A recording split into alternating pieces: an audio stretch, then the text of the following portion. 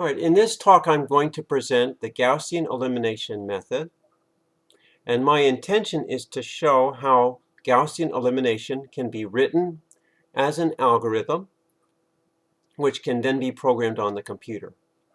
And in the second video of this series we will actually do the programming.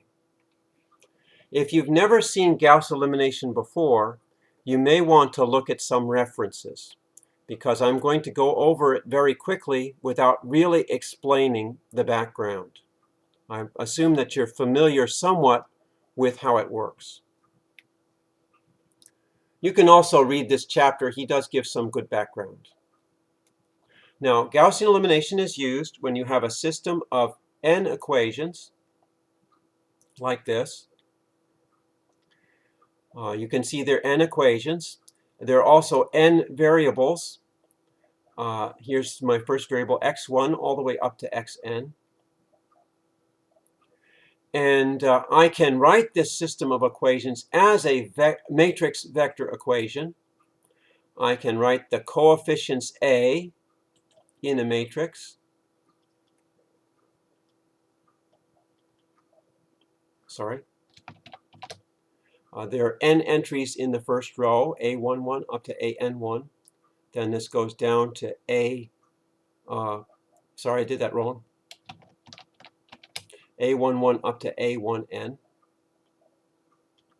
Then the last row will have AN1 up to ANN.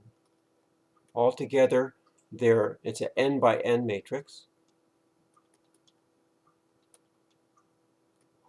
So I multiply this matrix times x1 up to xn.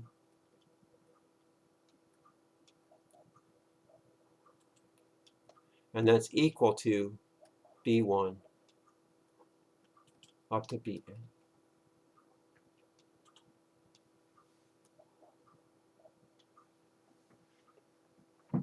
Okay. Now, to solve such a system, there's a two-step process. First process is called forward elimination. And what you do is you try to eliminate variables one by one to the point where you end up with an equation with one variable. And then back substitution means you work your way backwards. You solve the equation with one variable. Then there's another equation with two variables that you can solve. Another equation with three variables that you can solve, and so on. Right, that's a very sketchy description. You'll see how it works in a few minutes. All right, so let's start with forward elimination. Okay. You want to eliminate the first unknown x1 from all the equations except the first. How do you do that? Well, what you want to do is subtract a multiple of the first equation from every one of the other equations. You want to choose your multiple appropriately so that the coefficients of x1 cancel and the result has a coefficient 0 for x1. All right, so let's see how that works.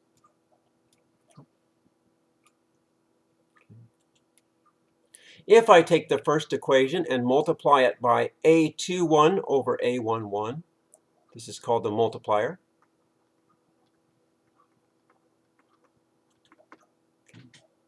Then I attain this equation here. All right. Now I'm going to do something that's makes it easier to write these equations in general form. I'm going to write this B1 as A1n plus 1. I'm going to treat the B vector as another column of my A matrix. So what that essentially does is the A that I'm going to use, my new A, is going to be A with the column vector B attached. This is called an augmented matrix. Okay. So when I write my equations, if I write something like this, you'll understand what I'm talking about. All right, so if I take this first equation, which has been multiplied by A21 over A11, and subtract it from the second equation, I end up with this result. Notice that there is no x1 anymore. The x1s have canceled. And that's because this multiplier was chosen exactly to make them cancel. All right? So what we end up with is an equation like this. Okay. I'm going to summarize this. This new equation and these new coefficients in the following way. My new A2 star. Notice here we have A22 up to A2n. So I'm using the star to denote a general index. Okay. My new A2 star is equal to my old A minus A21. I'm sorry, that's, let's see if that's right. That's correct, over A11 times my A first row. All right. Let's see if that's correct. If I substitute 1 in for star, I get A21 prime equals A21 minus A21 over A11 times A11. If you work that out, that gives me A21 prime is equal to 0. These two will cancel.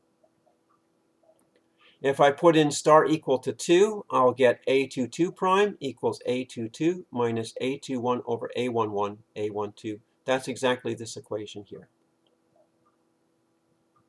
All right. So, and you'll see that all these other equations follow the same pattern. So this summarizes my new second row. Okay. Now that's just the second row. I need to do the same thing for the third row, etc. Okay. How would I apply this same procedure to the third row? Well, what I'd want to do is I want to subtract a multiple of the first row from the third row. And the way that would work, let me write it down for you. A3 star prime. It has a similar form to this equation here. It's equal to my old third row, subtract. In this case, the multiplier is going to be A31 over A11 times A1 star. Okay. Similarly for A4 all the way down to AN, so I'm going to put a dot, dot, dot here and say AN star prime is equal to AN star minus AN1 over A11 times A1 star. Okay, and this gives me all of my new A's. All right, so what I'm going to do is I'm going to copy these equations and put them in another place so I can refer to them together. So let me take this equation here and I'll copy it. And I'm going to go here and I'll paste it. Now I forgot the first one, so I'm going to go ahead and add that in. The first one here was A2 star prime is equal to A2 star minus A21 over A11 times A1 star. Okay. So these here mark the elimination x1 of x1 from the equations 2 through n.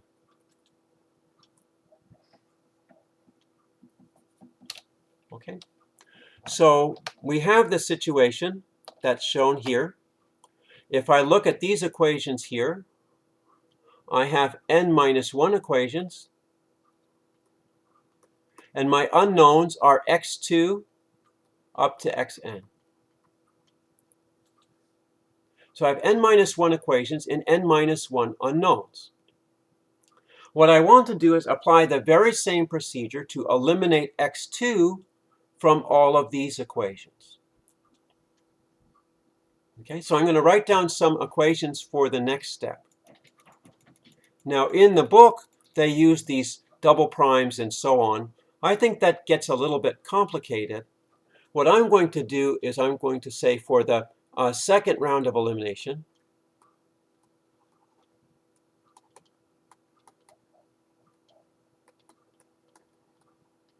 I'm going to reset the A primes that I got in the previous round. I'm going to now call that A. So everywhere you read A in the following equations, you should understand A prime. All right, this eliminates the need for all of these double primes, triple primes, etc. Okay. So, and the second round, the elimination equations are as follows. Okay. Remember, I'm only dealing with these equations now. I'm not going to eliminate x2 from the first one, only from the subsequent equations. Okay. And the way you do that is I'm going to get A3 star prime. It has the same pattern as before. It's A3 star minus, this time my multiplier is going to be A3 2 over A2 2. Notice the first coefficient here is A2 2, not A1 2, times A2 star. All right, notice again, I say again that these A's actually refer to the A primes. The matrix I'm using is the result of the previous iteration. So that gives me my new third row. And I'll go all the way down to the nth row. That's going to give me a n star prime is equal to a n star minus a n2 over a2 2 times a2 star. Okay. Let me go ahead and copy this also and put in my summary. So here are my equations here.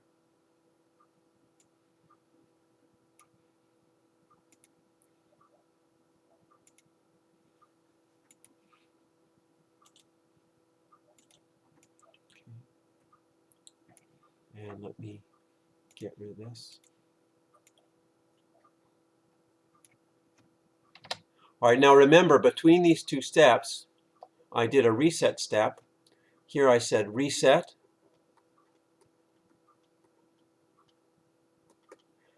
I'm going to set Aij, well, let's just write it this way. I'm going to let everything that was origin in A prime in the above system become A. And these A's now refer to the result of this algorithm here. Okay. This will now eliminate x2 from equations x3 from 3 through n. Okay. Let's see if we can figure out what's going to be next. All right, see the pattern here. There's a very clear pattern. Notice that wherever we had 2's here, replaced with 3's. Everywhere we had 1's here, we replaced with 2's. So it looks like we should be able to generalize a pattern here. All right. So I'm going to do this same reset. A is equal to A prime. And let's see if we can figure out the next round. The next round should be A4 star prime is equal to A4 star minus. Now clearly what I've done is every time I have an index, I increase the index by 1. So this is going to be A43 over A33 times A3 star. I've just increased every index here by 1. And then we got dot, dot, dot. And this last one is going to be n star prime is equal to n star minus n3 over a3 3 times a3 star. Okay, and this is going to eliminate x3 from equations 4 through 8. And we'll keep on going. What I'd like to do now is show the general step in the elimination. I'm going to have to eliminate x1, x2, x3, etc. What happens if I want to eliminate xj? Now I'm going to eliminate xj from the equations. You can see the relation between the 3 and the 4 here. Looks like I'm going to eliminate xj from equations j plus 1 up to n. All right?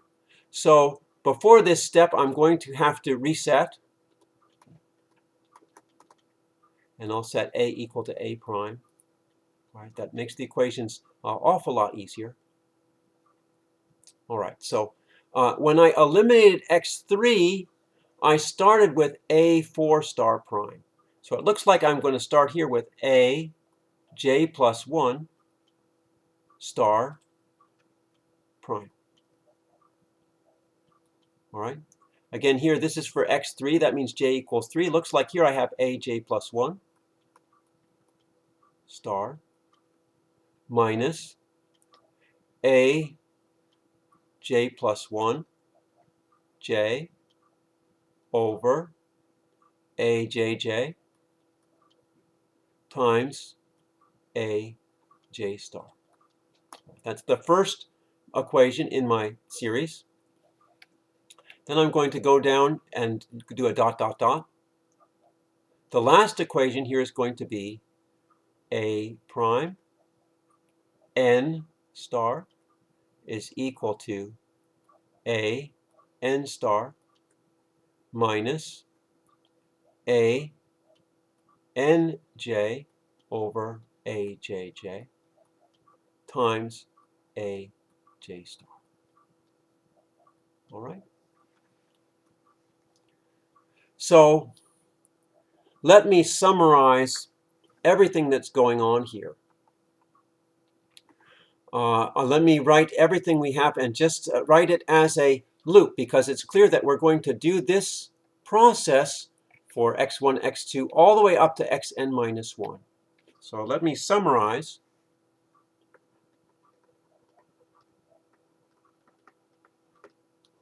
The elimination process.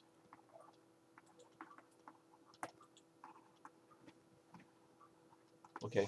The first thing I did, as I mentioned before, is I'm going to set my new A as my previous A and my B vector.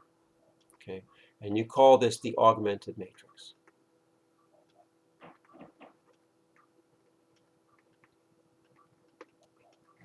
Okay. Then I do a loop. I'm going to loop over J from J equals 1 to n minus 1. Okay. And what I'm going to do in the jth iteration is exactly what I wrote here. So let me just go ahead and copy this.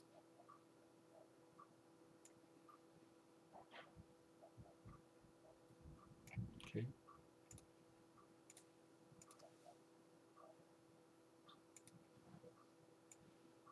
It's not going to let me here. Let me move it a little bit more. That's what I do on the jth iteration. Okay. Once I've finished with that process of defining the AJ primes, I don't need my old A's anymore. Then I'm going to reset my new A as A prime. Okay. And then I'll go on to the next J.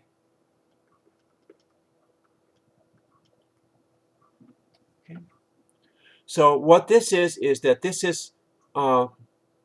this was forward elimination. This is the first step that was described here. Is it called forward elimination?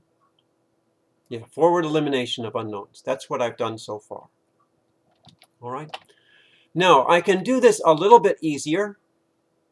I can describe these steps also as a loop. That's because I have a dot, dot, dot here. Okay.